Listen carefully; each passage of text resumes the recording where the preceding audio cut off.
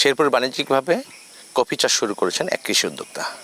তিনি একটি সময়ে চাকরি সুবাদে বান্দরবন যান।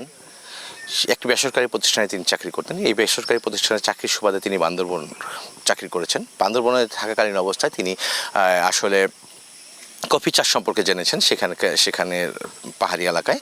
তো সেখান থেকে তিনি প্রায় 250 গাছ কফির চারা এনে তিনি শেরপুরে তার এলাকায় এসে তিনি কফি চারাগুলো লাগান। সেই কফি চারাগুলো থেকে কিন্তু আসলে আজকে বিশাল বিশাল বেশ কিছু বাগান তিনি তৈরি করেছেন। এখানে তিনি আমাকে জানিয়েছেন নালিতাবাড়িতে বিভিন্ন গ্রামে গঞ্জে কিন্তু পাহাড়ি এলাকাগুলোতে কিন্তু অসংখ্য মানুষ তার উৎপাদিত চারা নিয়ে কিন্তু বাগান রচনা করেছেন। নালিতাবাড়িতে যেই বাগান মালিকগুলো আছেন বিভিন্ন ফলের যে বাগান করেন তাদেরকে কিন্তু উদ্বুদ্ধ করে ওই বাগানের গাছের যে অন্যান্য গাছের সাথে কিন্তু এই কফি গাছগুলো লাগানোর জন্য তিনি উদ্বুদ্ধ করছেন। এবং এই উদ্বুদ্ধ করানোর ফলে কিন্তু দেখা যাচ্ছে বিভিন্ন খামারিরা যারা আছেন বিভিন্ন রকমের বাগান যারা করেছেন তারা কিন্তু তার কফি চারাগুলো নিয়ে কিন্তু আসলে বাগান সৃজন করেছেন।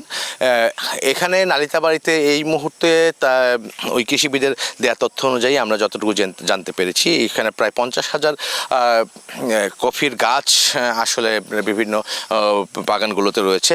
তবে তিনি আমাকে জানিয়েছেন 2.5 লক্ষাধিক চারা কিন্তু তিনি আসলে বানিয়ে রেখেছেন, যে এই চারাগুলোকে তিনি বিভিন্ন কৃষকের মাঝে বিতরণ করবেন। একটা বিষয় আপনাকে জানিয়ে রাখি, এই কৃষিবিদ কিন্তু আমাদেরকে জানিয়েছেন নালিতাবাড়ি থেকে শুরু করে শেরপুর জেলার যে কোনো ব্যক্তি যদি কফি চাষে উদ্বুদ্ধ হন, তিনি যদি কফির চারা সংগ্রহ করতে চান তাদেরকে কিন্তু আসলে এই কৃষিবিদ কিন্তু আসলে বিনামূল্যে চারাগুলো বিতরণ করছেন। কোনো নালিতাবাড়ির বা শেরপুরের বাইরে থেকে যেই কৃষক বা বাগান মালিক যদি কফি চাষে আগ্রহী হয়ে চারা নিতে আসেন তাদেরকে কিন্তু আসলে প্রতি পিস চারা আসলে 50 টাকা করে বিক্রি করছেন। তিনি আমাকে জানিয়েছেন শেরপুরের কৃষি বিভাগ থেকে কিন্তু তাদেরকে আসলে প্রশিক্ষণের ব্যবস্থা করা হচ্ছে। 30 জন করে কৃষককে একত্রিত করে কিন্তু তিনি বিভিন্ন সময়ে বিভিন্ন জনকে কয়েকটি বেচে কিন্তু আসলে প্রশিক্ষণের ব্যবস্থা করেছেন কৃষি বিভাগের উদ্যোগে। ওই কৃষিবিদ কিন্তু আসলে তার নিজস্ব ফ্যাক্টরিতে এই কফিগুলো কিন্তু আসলে প্রসেসিং করে প্যাকেটিং করে কিন্তু বাজারজাত করেন।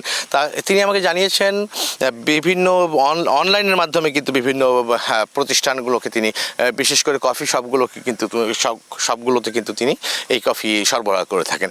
এই কৃষিবিদ যে বাগানগুলো সৃজন করেছেন সেই বাগানগুলো থেকে কিন্তু যখন ফলগুলো পাকে তখন কিন্তু এই বাগান মালিক যারা আছেন তারা কিন্তু এই কফিগুলো তুলে আবার এই কৃষিবিদের কাছে বিক্রি করেন। তিনি কিন্তু এই কফিগুলো কিনে নেন, কিনে নিয়ে কিন্তু প্রসেসিং করে তিনি বিভিন্ন জায়গায় বিক্রি করেন। তো কফি বাগান নিয়ে আমার কাছে এই ছিল সর্বশেষ তথ্য।